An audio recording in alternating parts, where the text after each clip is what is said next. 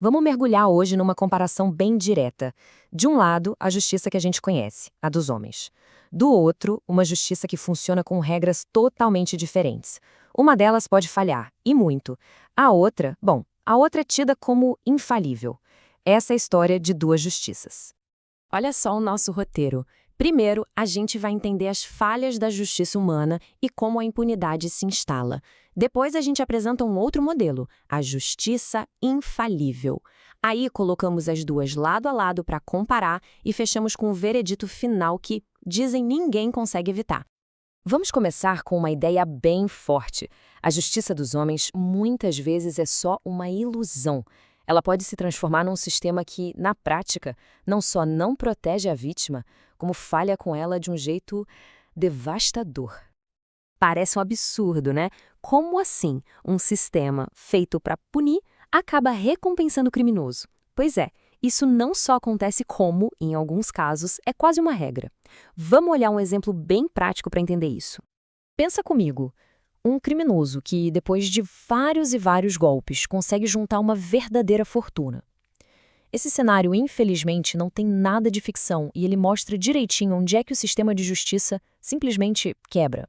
Agora, vamos ver o passo a passo que leva a essa injustiça. E olha, não é um acidente, tá? É um verdadeiro mecanismo, um processo com etapas bem claras que, no fim, abrem uma porta gigantesca para a impunidade. O ciclo é cruel, mas é simples. Primeiro, o crime rola solto, o dinheiro é acumulado. Quando o sujeito finalmente é pego, a sentença já não é lá essas coisas. Aí entram as leis de redução de pena e o resultado é óbvio. Liberdade muito antes do previsto. E o dinheiro? Ah, o dinheiro. Essa é a chave de tudo. E aqui a gente tem a dimensão exata do problema. Em muitos casos, o criminoso cumpre só 1/4 da pena. 1/4. É uma redução tão grande que praticamente anula o sentido da punição. E o resultado final é esse aí.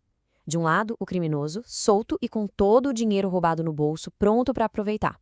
Do outro, a vítima, que fica com todo o prejuízo e sem reparação nenhuma. Fica, como se diz, a ver navios. Então a gente chega numa conclusão bem dura. A mensagem que as próprias leis parecem passar é que, no fim das contas, o crime compensa. Quando o bandido lucra e a vítima perde, o sistema não está só falhando, ele está praticamente incentivando o crime. Mas existe uma outra lógica.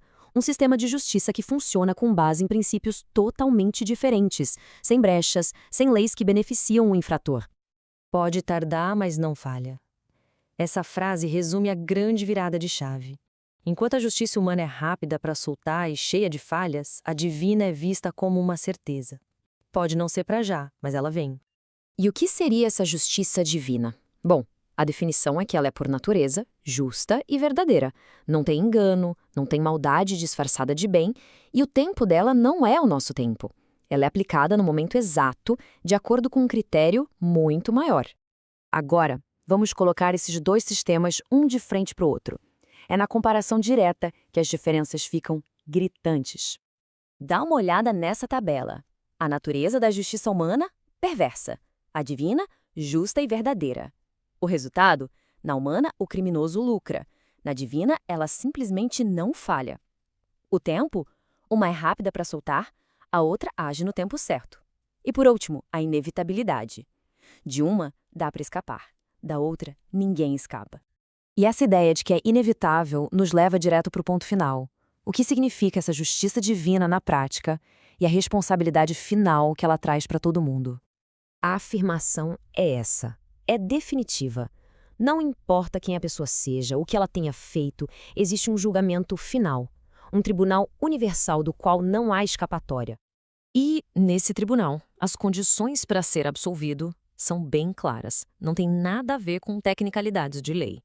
São basicamente duas coisas: arrependimento genuíno e a devolução de tudo que foi roubado. E esse é o padrão mais alto de todos.